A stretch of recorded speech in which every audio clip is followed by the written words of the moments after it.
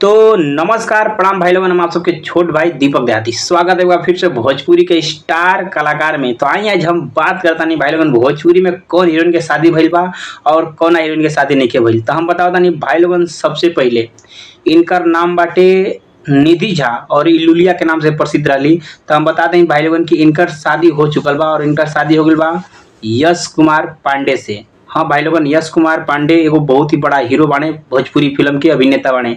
और दूसरा नंबर बात करता नहीं भाई लोगन काजल राघवानी। तो हम बता दें भाई लोगन की काजल राघवानी की सेटिंग तक ही रगल, काजल राघवानी के शादी अभी तक नहीं केवल ई रहे वाली बाड़ी गुजरात के। तो हम बात करता नहीं भाई लोगन तीसरा हीरोइन के बात करता नहीं भाई लोगन भोजपुरी की बहुत ही बड़ी हीरोइन मानने जाने वाली और एक्ट्रेस मानने जाने वाली अमरपाली दुबे। हाँ भाई लोगन बता दें कि अमरपाली दुबे रहे वाली बड़ी गोरखपुर के और अभी तक इनकर शादी नहीं के भइल। तो हम चौथा नंबर बात करता नहीं भाई लोगन ई मोहतरमा की। इनकर नाम बटे अक्षरा सिंह, ई रहे वाली पटना की बाड़ी, लेकिन अभी तक इनकर शादी ना भइल। प्यार भल इनका से पावर स्टार पवन सिंह से, लेकिन इनकर शादी ना हो चुकल।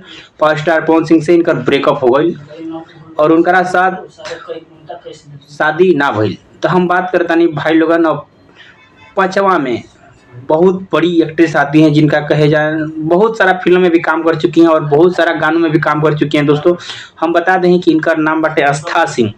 आस्था सिंह पवन सिंह के संगे वो गाना गल रही, फेंक देना लोढ़ा गुस्सा कम कर थोड़ा चूड़ी फूट जाए। बता दें भाई लोगन कि आस्था सिंह ये गाना से बहुत ही ज़्यादा पॉपुलरिटी कमैली। और आज की डेट में आस्था सिंह बता दें भाई लोगन कि आस्था सिंह के शादी 2025 में भइल और वो भी फरवरी के महीना में। और उनका शादी में बहुत बड़े बड़े actress power star Pawan Singh और कल्लू आर्यन बाबू, बहुत बड़े बड़े स्टार सेलिब्रिटी पहुंचे थे और बहुत ही प्यार दुलार से उनको आशीर्वाद दिए और आस्था सिंह की शादी हो चुकी।